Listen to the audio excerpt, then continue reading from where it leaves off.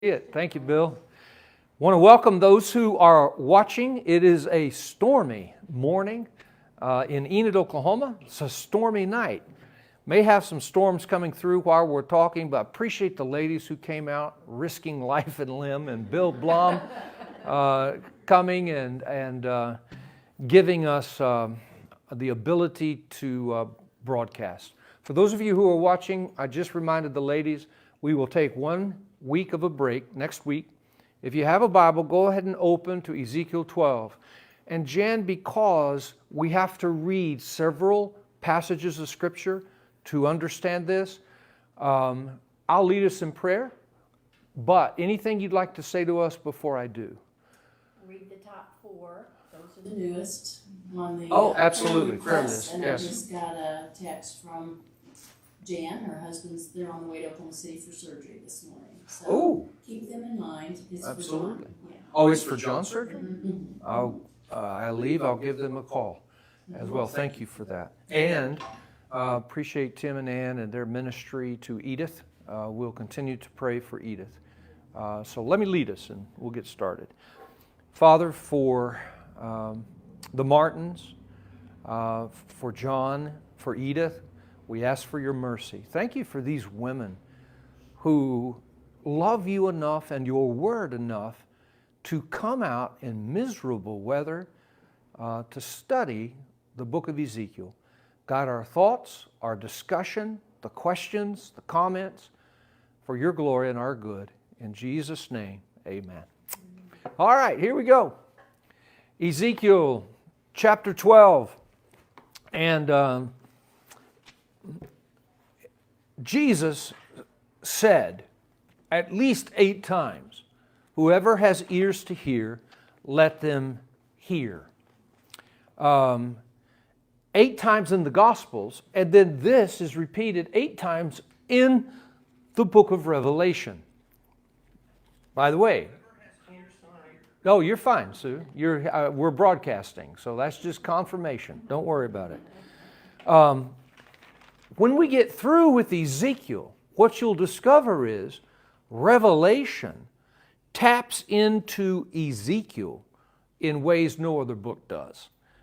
So that phrase comes from Ezekiel 12. We're about to read it. And you'll understand why it is important. Remember in our study of Ezekiel, here we have the division of the scroll. The first 24 chapters are prophecies against Judah and Jerusalem. Then the next few chapters, 8, are prophecies against nations around Judah. And then we've got the prophecies of hope and salvation through the New Covenant. Incredible New Covenant chapters 33 through 48. Rochelle, it's very similar to Isaiah 40 through 55.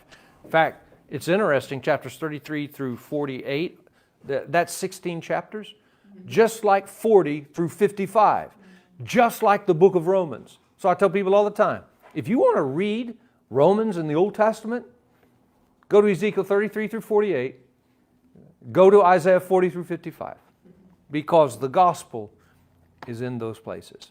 Now, by way of background, I want to remind you about the prophet Jeremiah. You all know what happened to Jeremiah late in life. He was imprisoned by the king of Judah. Okay, you all know that. Now, here's what's interesting. In the scroll of Jeremiah, and by the way, Catherine, I should say scrolls of Jeremiah, because we all now know that prophets recorded their visions, wrote their prophecies on multiple scrolls, and they were read to the people. And then it was hundreds of years later that Ezra, the scribe, collated these scrolls and put them together in the book that bears the prophet's name in your Bible: Jeremiah, Ezekiel, Isaiah, and so on. Okay? So Jeremiah often predicted the fall of Judah and Jerusalem. He was a generation older than Ezekiel and Daniel. In fact, 40 years older. Born in 661. So he was 40 years old, 39, when Daniel and his buddy Ezekiel were born in 622 BC. He had already been called a prophet in his 20s. So in Jeremiah 6, he warns of coming disaster from the north, from the Babylonian soldiers who would descend on Jerusalem from the north. In Jeremiah 7, he does the same thing. Jeremiah 19, he uses the potter's jar as a symbol of Jerusalem's destruction, how God is the potter and his people are the clay, and he will mold them as he sees fit. And to mold clay, you got to put it in the fire. And he's saying, I'm going to put you in the fire. Jeremiah 21. These are prophecies. Now, why is that important? Well, they didn't imprison him at first. They didn't imprison him until Ezekiel is now a prophet, and Jeremiah is an old man. And Ezekiel's prophecies are coming, saying exactly what Jeremiah's been saying. And as you know, Jeremiah defended Ezekiel, and they got mad at Jeremiah, and Zedekiah threw him in the prison underneath his palace, put a block around his neck. We have seen in our study of Ezekiel that Daniel was taken right here, 605. Ezekiel and 10,000 others were taken in 597 to Babylon, and then Jerusalem is destroyed in 586. And here's the journey. By the way, Ezekiel and Daniel live here. Ezekiel lives in Tel Aviv, just south. So when he sends his prophecies, they go by messenger, and it takes about 40 days to make that journey. And so he's been doing this. And Ann asked the question a few weeks ago, you know, Ezekiel is 25 when he's captured in 597. And captured meaning taken, maybe against his will, but he's not really a slave, so to speak. He has an occupation like other Jews, to build the hanging gardens of Babylon for Nebuchadnezzar's wife, to build the walls. These 10,000 Jews that were taken in 597 were the smartest Jews in Jerusalem. Nebuchadnezzar came back and said, I need your best people because I need their help. So it was a commercial thing, economic slavery, not so much what happened in 586, which was murder and destruction and so on, because Nebuchadnezzar was furious with Jerusalem because they stopped paying taxes. Okay, now, here's what's interesting. Anybody ever, I'll send it to you. It's a video, Rochelle. What are they called? The Bible guys that do these drawings that explain books. Have you often? Yeah, that's it. And by the way, at Emmanuel, our last year, one of the guys that worked for the Bible Project, in fact, he's now the youth pastor. Yeah, the youth pastor, Jordan, he was just a member. We took him out to eat and recommended him to our youth ministry, and they have since called him as pastor. He worked for the Bible Project. So he knows all those guys. But anyway, Catherine, I was watching the Bible Project on Ezekiel last night, and I was going to send it to you all, and they make a huge mistake in the opening sentences. And these guys are good. They're professionals. They say Ezekiel is taken in the first deportation in 597 when Nebuchadnezzar attacks and fights Jerusalem. I'm like, oh my goodness. They skipped Daniel. This isn't an attack. This is the attack. And I'm like, okay, well, I can't send it to the ladies because they'll be saying, wait, these guys got it wrong. All right, in this text, you're going to read of a proverb. Yahweh says, Ezekiel, there's a proverb that you people have. By the way, Rochelle, he calls them you people, not my people. It used to be my people, now it's you people, because the glory has left. The glory has left Jerusalem. There's a saying you people have in Israel. The days are long and every vision fails. No longer, Yahweh says, will that be a saying in Jerusalem. Now, what does that saying mean? Well, simply this. Jeremiah has been predicting the destruction of Jerusalem for decades. And the days are prolonged, the days are long, and everything just goes on just like it always does. And every vision fails. And so in this chapter, Yahweh says, Ezekiel, you tell them, when I speak, I will do what I have said. And that's what we're going to study in Ezekiel 12. Remember, he died at the age of 52, born in 622, captured when he was 25 years of age. He was studying, Ezekiel was studying to be a priest in Jerusalem, taken to Babylon along this route with 10,000 other Jews. A lot of people died along the route because in 586, when people were forced into slavery and they go along that route, they see a lot of bones in the valley. Remember that? We'll see it in Ezekiel 37:38. It's called the Valley of Dry Bones. And God says, I will put back together my people, flesh on the bones, and so on. In Tel Aviv, where he lived, south of Babylon, Ezekiel becomes a mime. He's a prophet. He doesn't speak the words like Isaiah. He acts them out. And here in Ezekiel 12, he's going to act out another prophecy. And we're going to read it here in just a second. And remember how he acted out his first prophecy after his call to be a prophet at age 30. He slept on the side of the road, took over a year to do his prophecy. He didn't shave, he didn't bathe. He cooked his food over feces. And the people thought he was a nut. And then when it was all over, he cut his hair, threw a third of it up in the air, chopped a third of it up, and then burned a third of it. And said, through his scribe, maybe his wife who wrote it down, or a disciple, they put it on a scroll and said, Jerusalem, a third of you are going to die of hunger, a third of you are going to die by the sword, and a third of you are going to be scattered to the winds. This is what Yahweh is doing to Jerusalem. When it was taken back and read to the people, Jeremiah said, I've been saying that. I've been saying that for decades. He's right, listen to him. But the false prophet says, oh, no, no, no, no, no, no, no. The days are long and every vision has failed. These are false prophets. Lock him up, Zedekiah. And they locked up Jeremiah. After they read Ezekiel's scroll, and Jeremiah agreed with it.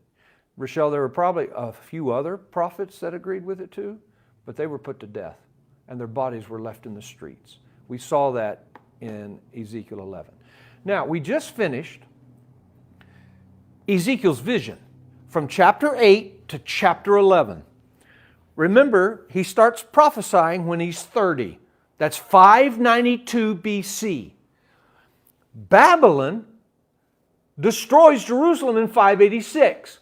That's a period of just 6 years. Easy to remember. 6 years the number of sin, 6 years the number of man, 6 years the number of everything evil. 6 years he prophesies. Remember, Jerusalem has established idols throughout the temple, throughout the land. All the people are worshiping the gods of Baal.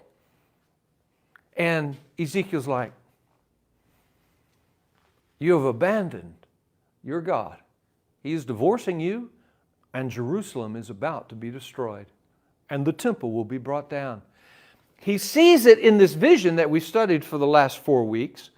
He's carried by the hair, by the Spirit, and he sees the idols in the temple. He sees the leaders worshiping. He sees the women worshiping Isis, wanting to get pregnant. And God says, look, Ezekiel, all kinds of profanities have been written by the people in my temple. I'm leaving. And last week we saw the glory of God, the throne, the foundation, the wheels with eyes, the cherubim leaving the eastern gate, going across the Kidron Valley, just like Jesus did the night before he was crucified. It was the exact same path. And where did the glory of God stand, come to a still when it left the eastern gate? Anybody remember? No. Mount of Olives. Boy, you guys are good. And that's why, Bill, I think you and I are in agreement on this. Jesus was crucified on the Mount of Olives, where the glory of God died for the sins of the world. And the reason we say that is because if you go out the eastern gate and you stand on the Mount of Olives, you look through that gate and you can see what, Bill? You can see the curtain. And that's when Jesus cried out, "It is finished." The curtain ripped. And the people are like, "What?" Well, the Son of God, bingo, the Son of God has died for the sins of the world. No more sacrifices and no more veil of separation between sinners and God. Now, in that vision of Ezekiel 8 through 11, Ann asked a brilliant question. She said, okay, if he's called at age 30 to be a prophet, 592, and then it's about a year and a half that, he's on the side of the road and so on, and he's sending these scrolls back, and then he's got this vision of 8 through 11. Okay, now we come to 12. If you start reading 12, in the vision we've seen how God's people were marked with the cross, and so on, the Tau. I am the Alpha and the Omega, the Aleph and the Tau. This is Jesus Christ saving His people even in the midst of judgment. You will never be judged by God because Jesus Christ has saved you from that judgment. Now we come to Ezekiel 12. And I'm going to tell you what we're going to read, then we're going to read it, and then I'm going to take you over to Jeremiah, where we will see the fulfillment of what we're reading, and then we'll take your questions. He's acting something out. Rochelle, he is told by Yahweh to take your bags to make it look like what it looked like when you were going to exile. But do this in Tel Aviv, outside your home. Pack up your things. Okay? Then he digs a hole in his house. And he walks out at twilight. King James Version says twilight. Your NIV, other translations say night. I wish Dr. Darnell was here. I think it's more twilight. It's after sunset, like after 6 p.m. So you can still see. And so the people have gathered around and they're watching this crazy nut again. What's he doing? He's just dug a hole in his house. And by the way, he's got a veil now over his face. This is not a bad, this is Sora, Hazel. This is Sora. That's the program for ChatGTP. It's the best artistic AI program I've found. And somebody, who was it? Who moved to Omaha? Our friends. The Coffees. It was the Coffees. Claudia told me that she's a visual learner. And she says she can listen to my words, and she's like, okay, I get lost. She sees a picture, and she remembers. So we're about to read him crawling out, and all the people are like, what are you doing? And then the fulfillment of what we're reading can be found here, and I'm going to take you to this, and we're going to read it. And I'll come back to this, so don't worry. So let's start. Any questions before we start? I'll tell you this.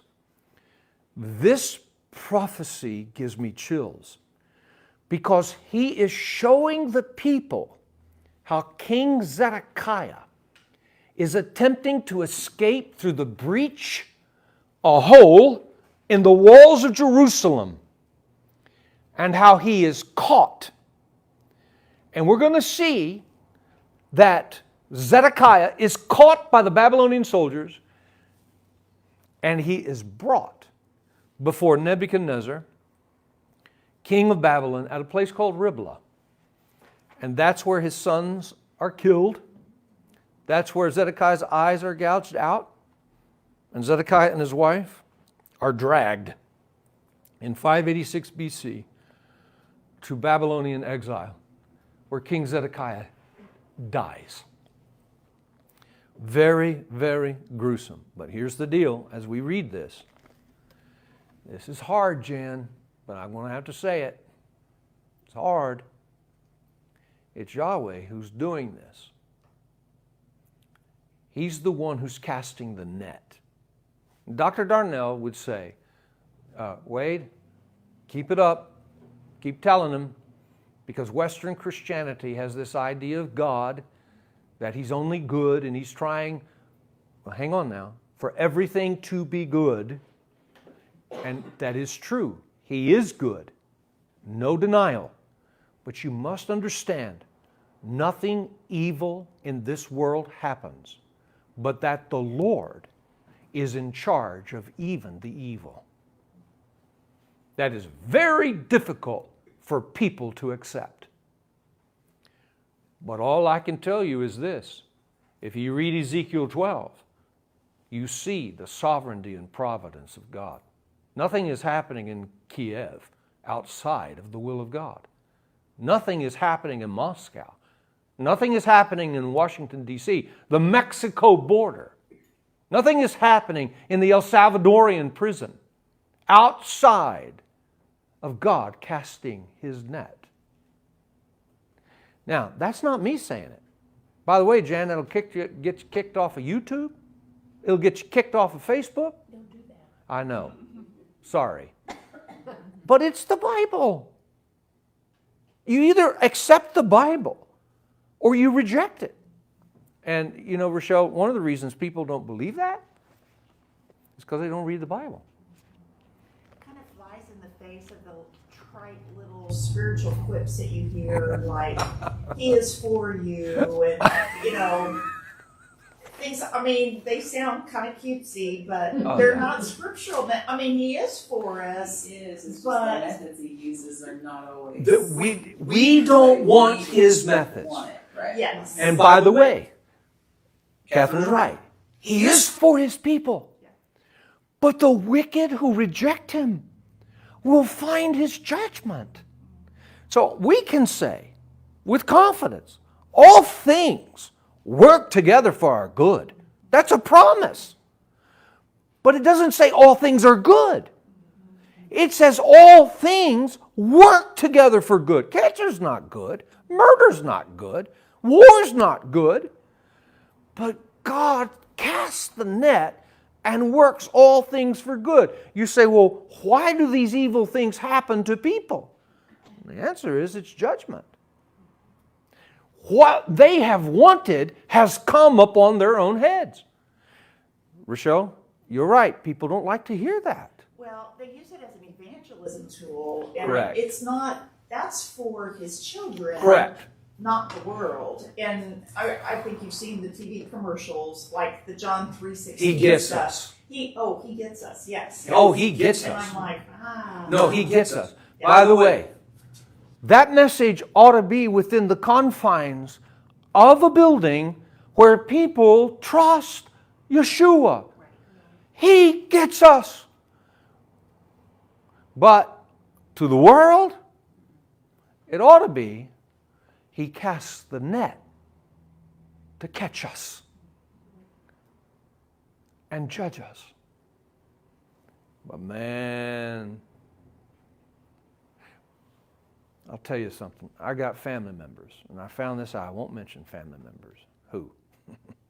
My mother told me that she was told that if those family members ever discovered I was in a room, family event, whatever, they would refuse to enter the room. I heard somebody say, why? My mom told me, and it was even yesterday, she said, it's not because of you, Wade.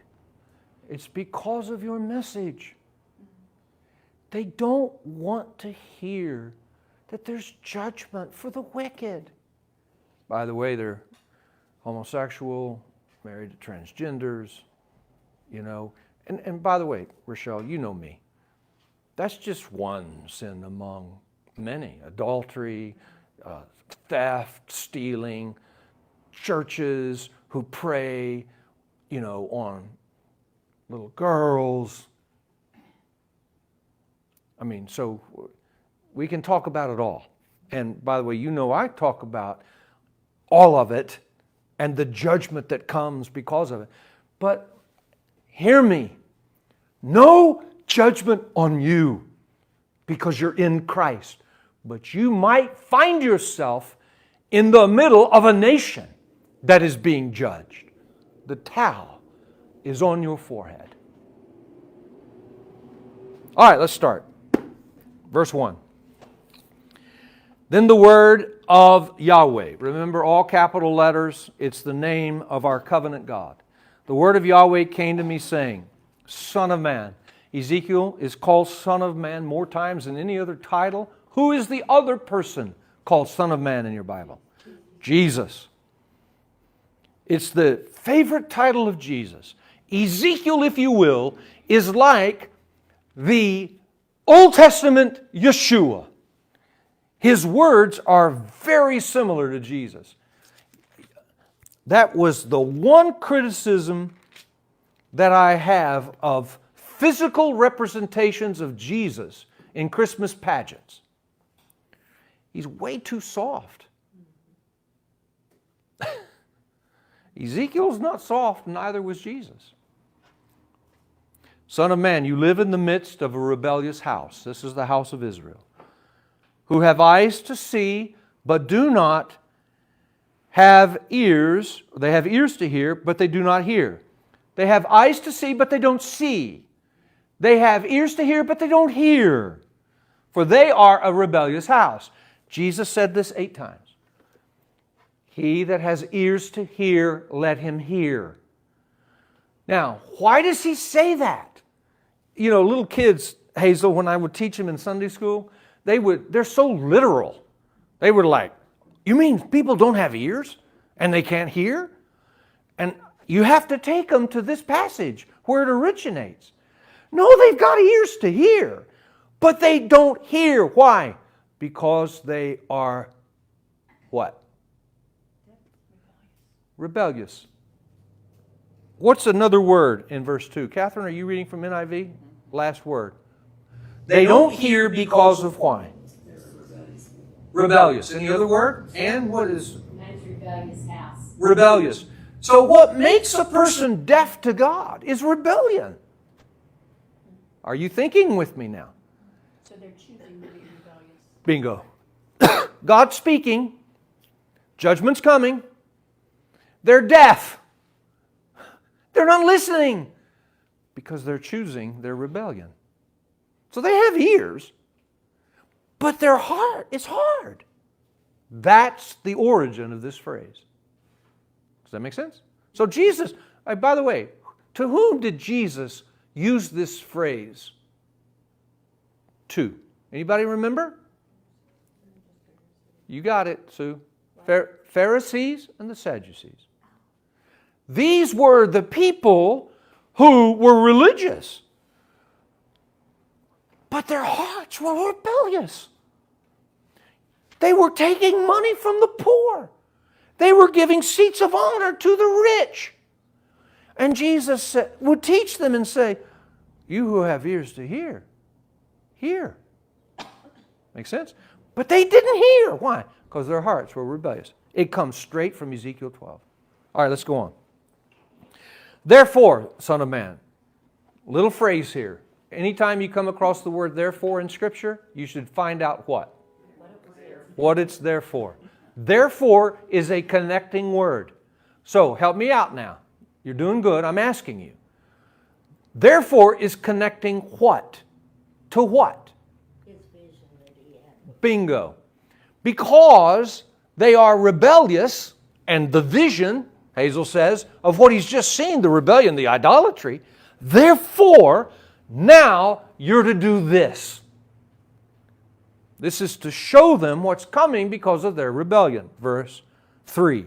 Son of man, prepare for yourself baggage for exile.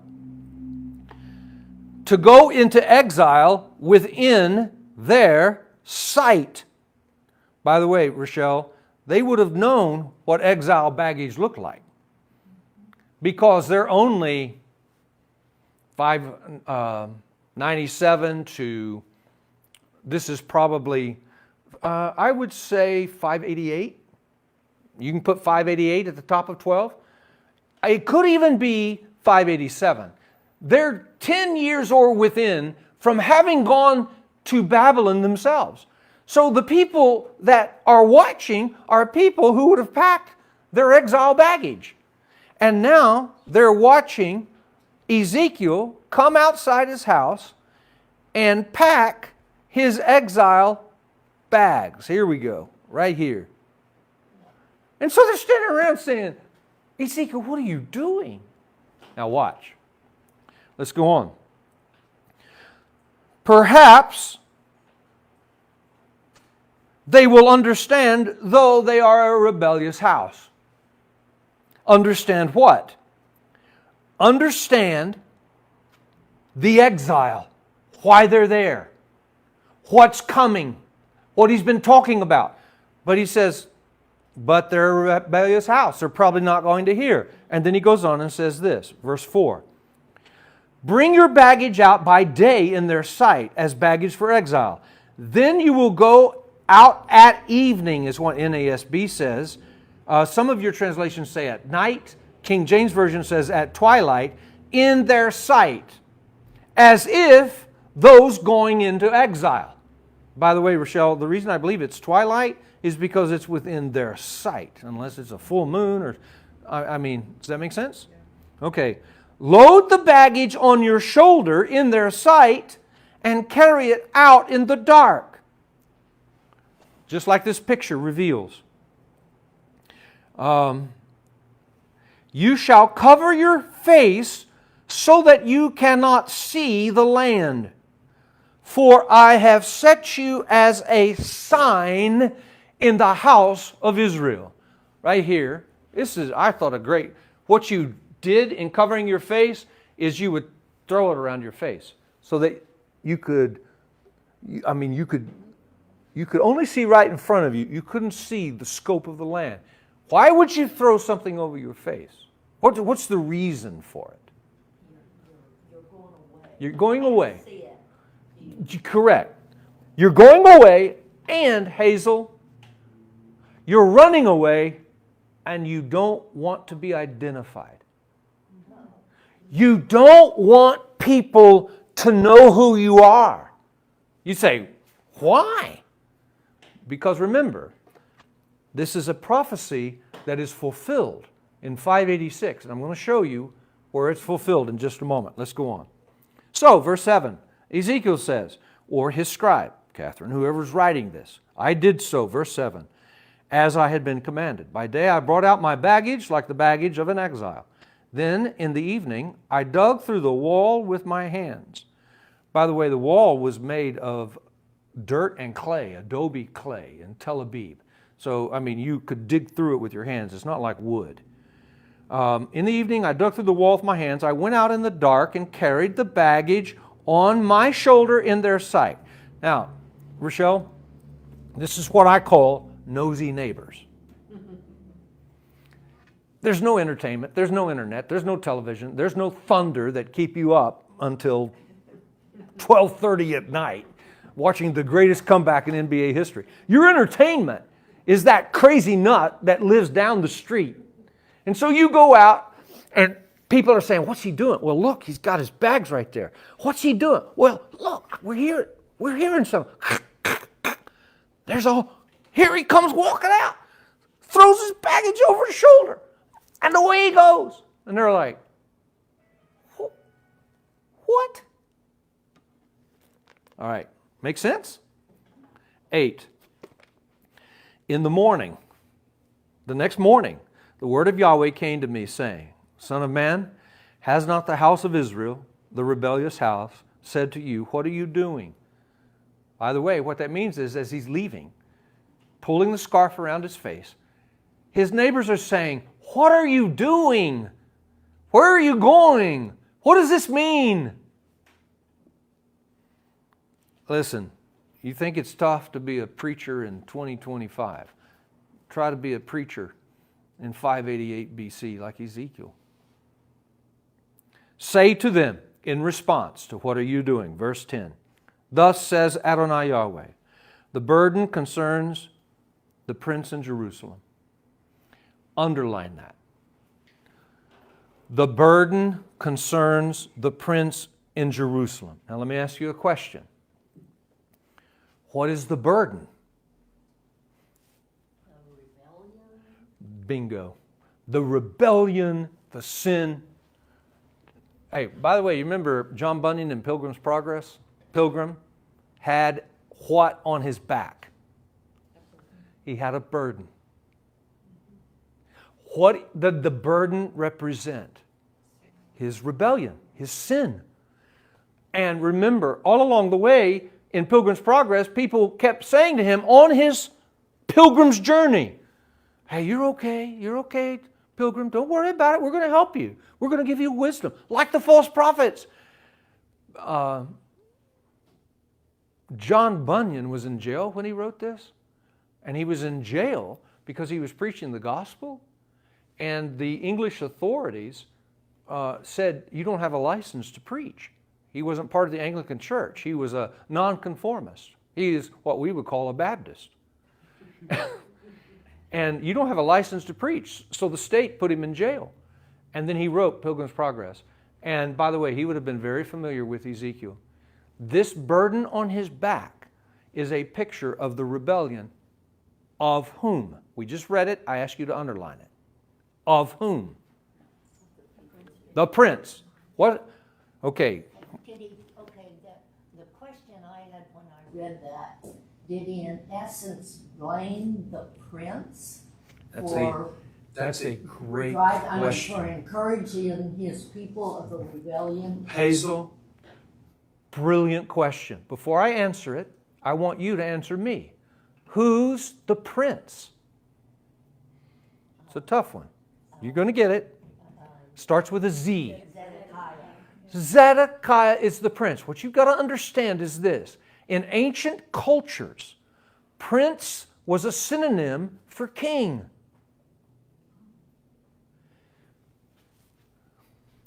This is a burden of the king. Now, Hazel's question was this. So is he saying, I blame the king for what's happening in Jerusalem? And the answer, Hazel, is yes. Because the king could have ordered the idols to be torn down. And by the way, we have examples of this. Josiah ordered all the idols taken down. Here's what's interesting, Hazel. Zedekiah is the son of Josiah. Zedekiah is the son of Bingo. Now, Rochelle just said it. Rochelle said, what makes Zedekiah's sin so grievous? His father took the idols down, and Zedekiah put them back up. And now the whole city is worshiping the idols of Babylon. So, Hazel, the answer to your question is an absolute yes. This prophecy right here is a prophecy against Zedekiah. All right, let's go on. So is that why they made a point of saying in the year Josiah died? Oh, Yeah. yes. It's kind of like... Oh, yeah. Everything. By the way, Babylon begins in the year Josiah died. 609. It's the beginning of the Babylonian Empire. He is killed by Nebuchadnezzar. Or put it this way, Nebuchadnezzar and his army has surrounded Megiddo. The Egyptians come up to try to fight with the Assyrians against the Babylonians. And Josiah comes out and tries to stop them. And the Pharaoh of Egypt says, but your God Yahweh has sent me. Don't stop me. And then Josiah is pierced through the heart with an arrow. And good King Josiah dies. Now, his first son, Jehoiakim, is put on the throne by Nebuchadnezzar. And Jehoiakim reigns from 605, or 609 after the death of his father, until 587. And then in 597, excuse me. In 597, Nebuchadnezzar comes back and replaces him. Replaces Jehoiakim with Jehoiakim, his son, who's 18. Jehoiakim, also called Jeconiah, only reigns for 3 months. And then Nebuchadnezzar gets frustrated with him, so he drags him to Babylon as a prisoner. And Jeconiah, Jehoiakim, stays in Babylon for 37 years as a prisoner. And then, Rochelle, he is eventually released from prison. And it's an incredible story. But anyway, who replaces Jeconiah or Jehoiakim, son of Jehoiakim? Zedekiah, the last king of Israel. And or Judah. He is the son of Josiah. And the reason, Hazel, judgment is heavy on him is because he put the idols back that his father took down. And Rochelle, he's probably doing this to appease Nebuchadnezzar, because he sees what Nebuchadnezzar does to kings that he doesn't like. Does that make sense? So when the state begins to pressure you, stand strong. Let's go on. Verse 10, say to them, thus says Adonai Yahweh, this burden concerns the prince in Jerusalem as well as in all the house of Israel who are in it. Say, verse 11, say to the people saying, what are you doing? I am a sign. I am a sign. By the way, the word miracle in the New Testament translates the Greek word sign. There are 7 signs that Jesus performs in the Gospel of John. Miracles to prove He is the Son of Man, the Son of God.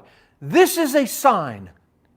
This is a signpost for you. As I have done, so it will be done to them. To who? To the prince. And to the people. They will go into exile, into captivity. The prince who is among them will load his baggage on his shoulder. Look at this now. In the dark. And go out. Go out where? Go out of Jerusalem. How? He will dig a hole through the wall in order to get out. Then he will cover his face so that he cannot see the land with his eyes. Exactly what Ezekiel has done. And then look at verse 13. Oh my goodness, put parentheses around this. Then I will spread my net over him. That's Zedekiah, the prince. And he will be caught in my snare. My snare. And I will bring him to Babylon in the land of the Chaldeans. Yet he will not see it. Why will Zedekiah not see the land of Babylon though he's brought there? Anybody? He's blinded. This is the prophecy that he will be blinded. Verse 14, I will scatter to every wind all who are around him, his helpers and all his troops. By the way, that's the third of the hair scattered. I, Yahweh, will draw out a sword after them. By the way, that's the third of those who die by the sword. That's the vision, his first vision. Verse 15, so they will know that I am Yahweh when I scatter them among the nations and spread them among the countries. In other words, Rochelle, the reason judgment comes upon Jerusalem is that they might forsake their idols and turn to Yahweh. The reason for war, famine, pandemics, inflation, sudden death is always that people might turn from their idols and trust Yahweh. Verse 16. But I will spare a few of them from the sword, the famine, the pestilence, that they may tell all their abominations among the nations where they go, and they may know that I am Yahweh. In other words, He will spare those who will go be evangelists to the nations, saying, this is what happens to a nation when you forsake the Creator. Verse 17. Moreover, the word of Yahweh came to me, saying, Son of man, eat your bread with trembling and drink your water with quivering and anxiety. By the way, what this means, Rochelle, is this. He's now back at his house. He's crawled through. They've watched him go through. Then they said, what are you doing? What are you doing? The next morning, he comes out, either his scribe or himself, writing it, and he tells them what Yahweh has said.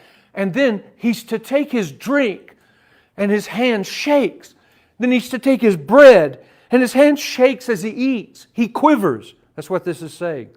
Quivering with anxiety. Verse 19, then say to the people, thus says Adonai Yahweh concerning the inhabitants of Jerusalem and the land of Israel. They will eat their bread with anxiety. They will drink their water with horror, because their land will be stripped of its fullness on account of violence of all who live in it. Is this where he stops being a mime? Because he's been a mime all this time. Yeah. Now he's saying, speak and tell them. Okay, that is a tremendous point. Hazel, you know Ezekiel. It's his transcriptionist, his disciple or his wife, who is telling them he's still a mime. So, but what he's done is, whoever it is, and the Bible doesn't say, I think it's his wife, but it could be like Elijah and Elisha. Elisha was the disciple of Elijah. It could be a disciple of Ezekiel. They're telling the people because Ezekiel has told them. They've transcribed it, and frankly, what I see is they're reading it on the scroll they transcribed. And then they roll it up, they seal it, and they send it to be read in Jerusalem. Great question. All right, let's go on. Verse 20. Oh, by the way, the violence of verse 19, that violence right there, those are the prophets, the true prophets in Jerusalem who are killed, and their bodies are laying in the streets. Jeremiah escaped that. They imprisoned him. But they killed other prophets. And Jesus refers to this in the New Testament. You killed the prophets, and so on. Verse 20. The inhabited cities of Judah will be laid waste, the land will be a desolation, so that you will know I am Yahweh. Then the word of Yahweh came to me saying, Son of man, what is this proverb you people have concerning the land of Israel? By the way, this is a proverb that they speak. And Yahweh is pointing it out. The people in Israel say, the days are long and every vision fails. Even the exiles are saying, the days are long and every vision fails. Meaning, everything just keeps going on like it's always been going on. Nothing's changing. Look what Yahweh says. Verse 23. Therefore say to them, these are the exiles, and Hazel, say to them through the person who's writing your scrolls. He's speaking it. They used to call them Hazel town criers. They were the ones with big booming voices. They were literate, and they would speak the news. Verse 23, say to them, thus says Adonai Yahweh, I will make this proverb cease, so that they will no longer use it as a proverb in Israel. Oh my goodness, that is phenomenal. What does that mean?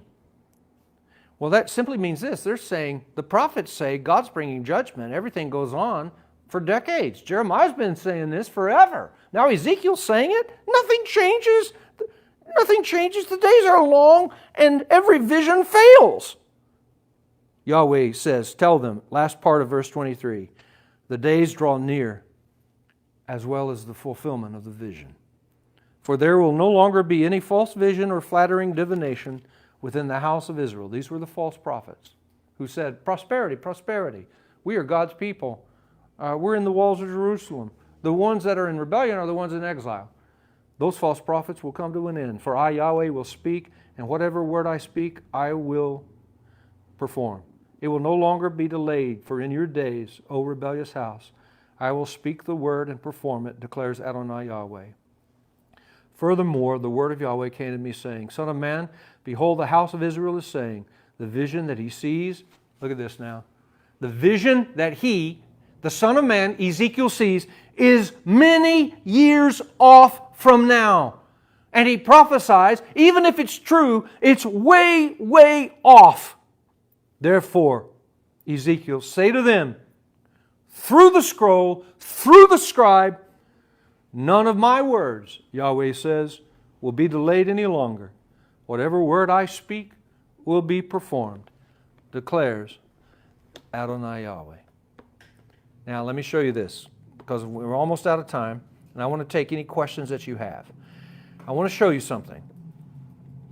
And if you can, before we turn, at the end of chapter 12, you might have a note, but if not, you need to write this down. You need to write down Jeremiah 52 and 2 Kings 25. Now let me say a word about 2 Kings 25. 2 Kings 25 is a wonderful historical chronology of the kings of Judah and Israel. It's a historical narrative. And the kings used to record journals. They called them chronicles.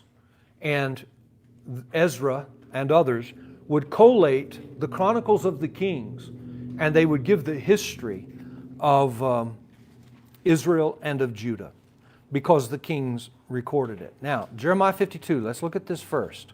And I'm going to read this, and I'm not going to stop, but I want you to see this is the fulfillment of the vision that you just read. By the way, the vision was given, the mime, the acting out, going through the hole, carrying the bags, 588 or 587 at the latest.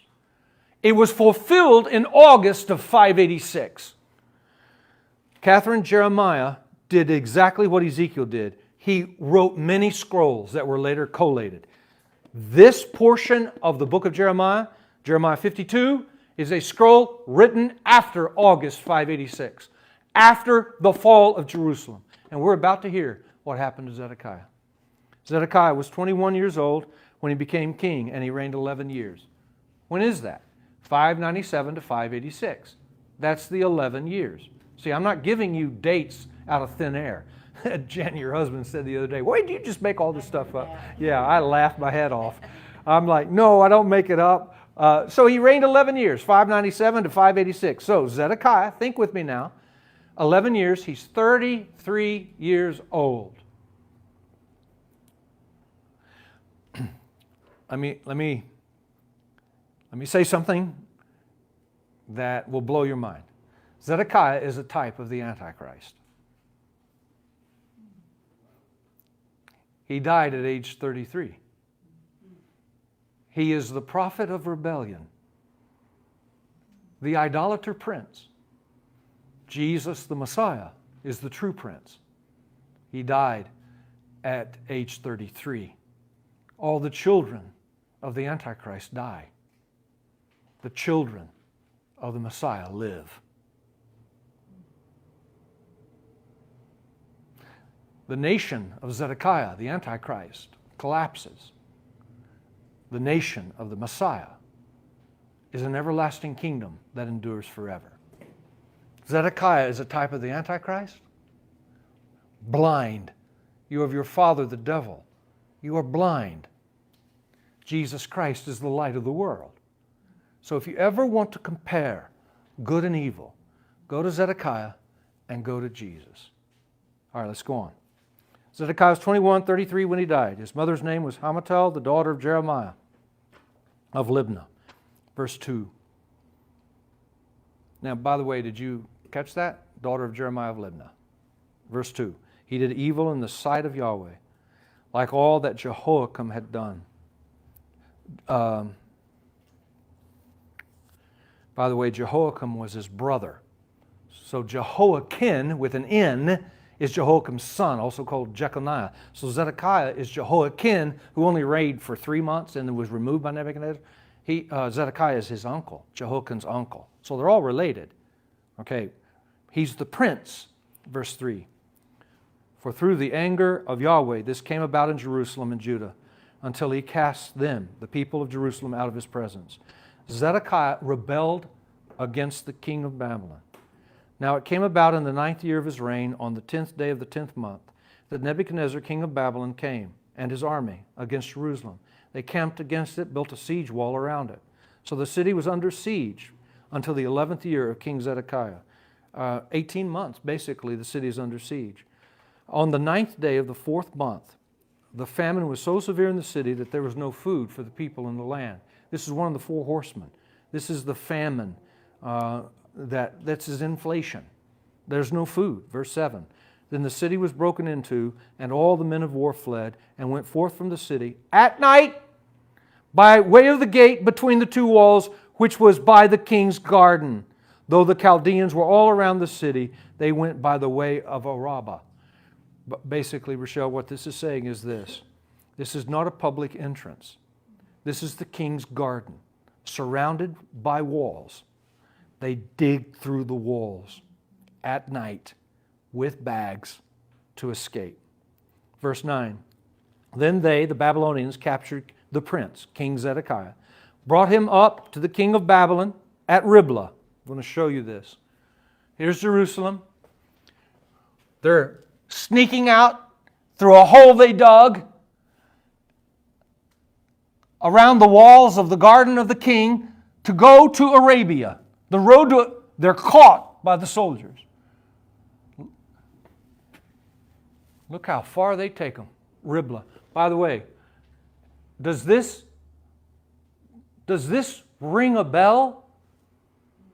It's on the way to Babylon. This is where Nebuchadnezzar for 18 months made his headquarters while Jerusalem was under siege. So they brought the king. What verse were we on? We were on 9. Okay. The king of Babylon slaughtered, verse 10. Verse 9. Then they captured the king Zedekiah, brought him up to the king of Babylon at Riblah on the map in the land of Hamath, which means border. It's the border of Israel. And he, that is Nebuchadnezzar, passed sentence on him, that's Zedekiah. The king of Babylon slaughtered the sons of Zedekiah before his eyes. And he also slaughtered all the princes of Judah in Riblah, all the leaders that had been brought. All, like in the palace, you have uncles, nephews, sons, cousins. They're all princes. Daniel, Shadrach, Meshach, and Abednego were all princes. All the princes of Judah are killed at Riblah. Verse 11, then he blinded the eyes of Zedekiah, and the king of Babylon bound him with bronze fetters and brought him to Babylon and put him in prison until the day of his death. It doesn't say how many sons, and the Jews have no tradition, but what Nebuchadnezzar is doing is he is breaking the line of the kings of Judah. Zedekiah is the last one. And all the princes, all of his cousins, nephews, brothers, uncles, sons, they're murdered. Somebody help me out. Why is Nebuchadnezzar murdering all the princes? He says there's nothing to rebuild your inheritance. There can be no more king. No more Israel. There's no more Israel. The nation's gone. However, there was one king who was dragged to Babylon, Jeconiah, Jehoiakim, who was eventually released. By the way, when you read the Gospels and you read the genealogy of Jesus, Jeconiah is in that genealogy. The King of Kings has come. And Zedekiah was dragged here and died in prison. Terrible. It's so visual. So Okay, hang on, and I'm going to close. Oh, we're out of time. I'm going to close with this. Rochelle, I want you to go back now. My beautiful wife said, that is so terrible, so visual. Okay, watch. Go back to Ezekiel 12. And we'll close with this.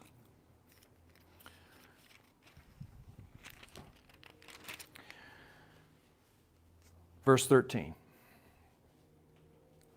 Well, go back to 12. Ezekiel 12:12, easy to remember. The prince who is among them, who has his baggage of exile on his shoulder, in the dark, going out. They will dig a hole through the garden wall to escape. He will cover his face, so he can't see the land, but the people of the land can't see him.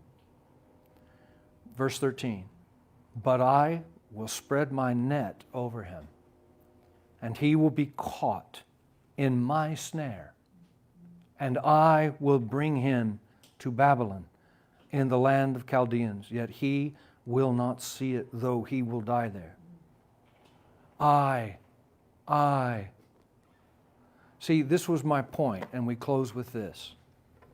Because people don't read the Bible, they think God is on his throne hoping for things to come to pass and is not in control of all things. But in reality, he's on his throne and he will judge the wicked in death, even blind their eyes. But the righteous who trust him, even in a nation of corruption, have the tau on their forehead. And even though you may be in the midst of an experience of the four horsemen, I've never seen the righteous beg for bread. He is always good to His children, and He has given you an everlasting kingdom. So seek first His kingdom and His righteousness, and everything else that the world worries about, is anxious about. What are they worried about? Their bread, their water. I will freely give these things to you. Do you see how the Bible connects? Okay, I have a question. Hazel and then Michelle, and we'll close with this. Okay, Jeremiah wrote what happened Yes. after this all happened. Yes. And they had put him bound him before he wrote this, right? Correct. Okay. So he was bound in prison. Yes. Then he wrote. Yeah, what happened was when they breached Jerusalem, all the Babylonian soldiers goes to the king's palace. They go downstairs, they find the prison, they find this guy chained, and they take him to Riblah because they're going to kill him. But Nebuchadnezzar says, where'd you find him? In prison, chained. Where? Zedekiah's house, the king. Really? Let him go. Any enemy of my enemy is my friend. They let him go. He lived 8 more years, eventually died in Egypt, and he wrote Jeremiah 52 after 586. Make sense? Yeah. In 12 or 13, whatever that says, where it said, yet he will not see it. Is that a double meaning? It is. So not just physically he won't see, but did he never understand No. that what he experienced was No. a judgment of God? No, it's a double entendre. And so when Jesus says, if you have eyes to see, see. If you have ears to hear, hear. In the death of the wicked, there is no longer any eyes, no longer any ears. See, this is why, Rochelle, I believe with all my heart, the Scripture does not speak of eternal torment for idolaters. They are destroyed. They no longer have any ears. They no longer have any eyes. But it's a double entendre. In other words, while you have eyes, while you have ears, see and hear and live forever. If not, you lose your ears and your eyes. Beautiful picture of the judgment on the wicked. And by the way, when the wicked say, well, for heaven's sake, if all I do is die, then I'll live like the devil. Yeah, I know, that's what you think. But just wait until you're resurrected before your Creator. And you have to give an account for every word, every thought, everything you saw and were blind to, everything you heard and were deaf to. And then God will take no pleasure in your death, your second death, but He will cast the net and say, imprison them until they die. I'll feed them, I'll care for them. They will die a second time, and there will be no more ears, no more eyes to see or to hear. It is completely consistent with the teaching of Scripture. Okay, 2 weeks from now, we'll be back. God bless you. Ezekiel 13 next week. Do you see how